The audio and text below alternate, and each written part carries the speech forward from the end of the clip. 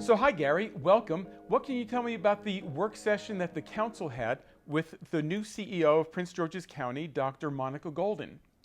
Well, they met with Dr. Golden June 4th, and they talked about, well, actually two issues really. Two issues were on the council's mind. One had to do with school buildings, physical plant, and the other had to do with school boundaries. Both issues kind of touchy in Greenbelt.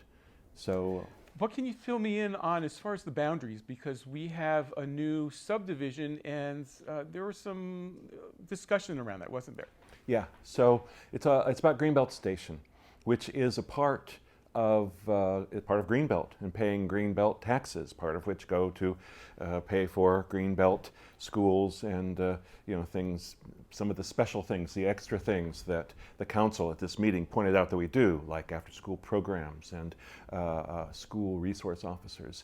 But anyway, Greenbelt Station, for whatever reason, was mistakenly, our argument is, our belief is, Greenbelt's belief is, they were not included in the Greenbelt School District. So that means that their high school students are going to Parkdale and their elementary students are going to Berwyn Heights.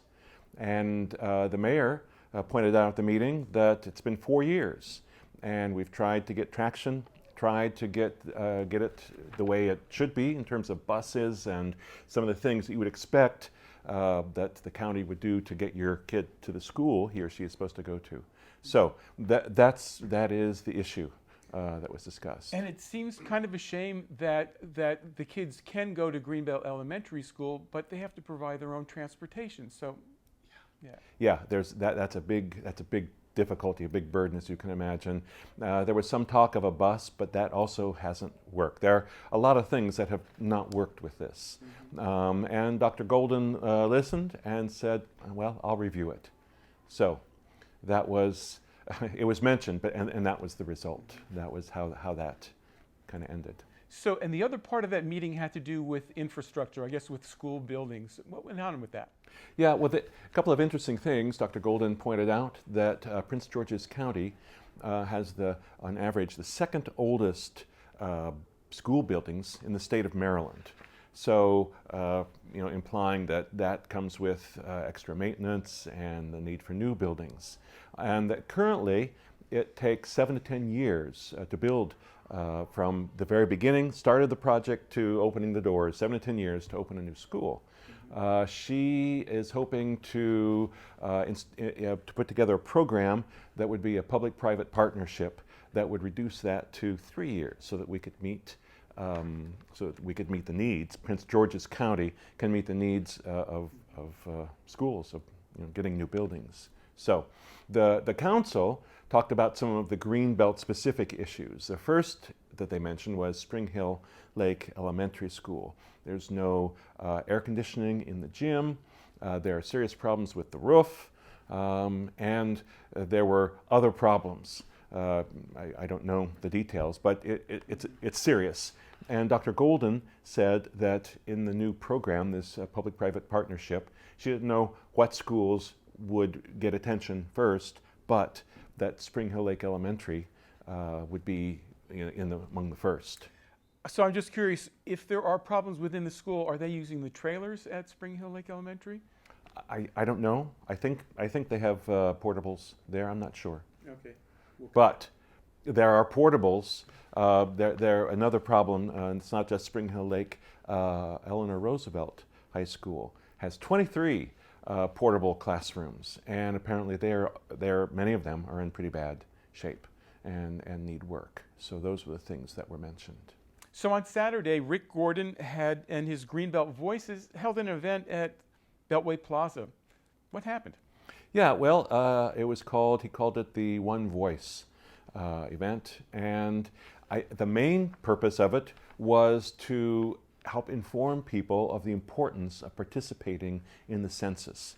The census happens every 10 years, happens next year in 2020.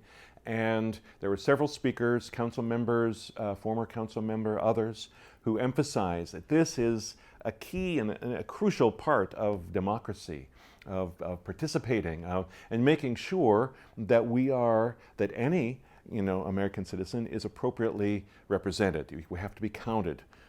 So that was one of the main themes of it. The other theme was just registering people to vote, and they did register voters.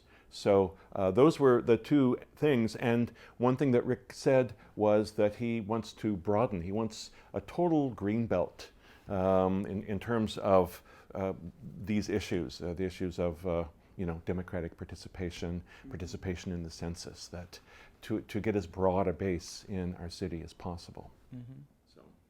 So we're celebrating a couple of anniversaries, and the girl members of the Greenbelt Boy Scouts did something special. What was that? They did, and these two anniversaries deal with civil rights issues. So what the girl members of the Greenbelt Boy Scouts did was they marched with flags. They had a flag ceremony, which I understand is sort of bread and butter to scouting. It's just what they do. They do it to commemorate events. And so the girls from Greenbelt had a flag ceremony at the Capitol, the federal Capitol in Washington, to commemorate the 100th anniversary of women getting the vote, of the 19th Amendment, women's suffrage. And the City Council made a proclamation recognizing the Stonewall Rebellion.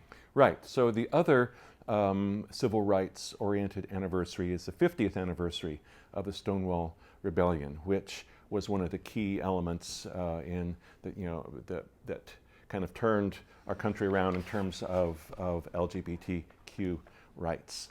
And so, yeah, they made a proclamation, and I just want to read part of it because part of the proclamation involves the Greenbelt Community Pledge. So our community pledge, this is who we are, this is what we stand for. And it referenced the pledge, which says, "The strength of Greenbelt is diverse people living together in a spirit of cooperation." And it also says that the city strives to be a safe place that does not tolerate violence, harassment, or hate speech. And I think it's fantastic that we take an opportunity to both recognize an anniversary, a civil rights-oriented anniversary, and to say, and this is who we are as Greenbelters, that we don't tolerate hate, we don't tolerate uncivil speech, and that we're inclusive, that we welcome. I love the pledge, and I kind of wish that we would maybe say that as a group more often. Yeah, and maybe make sure it's, and maybe it is on stationery, on, documents. I think newcomers to Greenbelt get a booklet, and I'm sure it's in there. I should include it. We should have it in the News Review more. I think it's, yeah. I think we maybe should even start and end our broadcast day with that pledge. Why not? Why not? It can be our Greenbelt rallying cry. Cool. Well, thank you very much. We'll see you next week. Okay.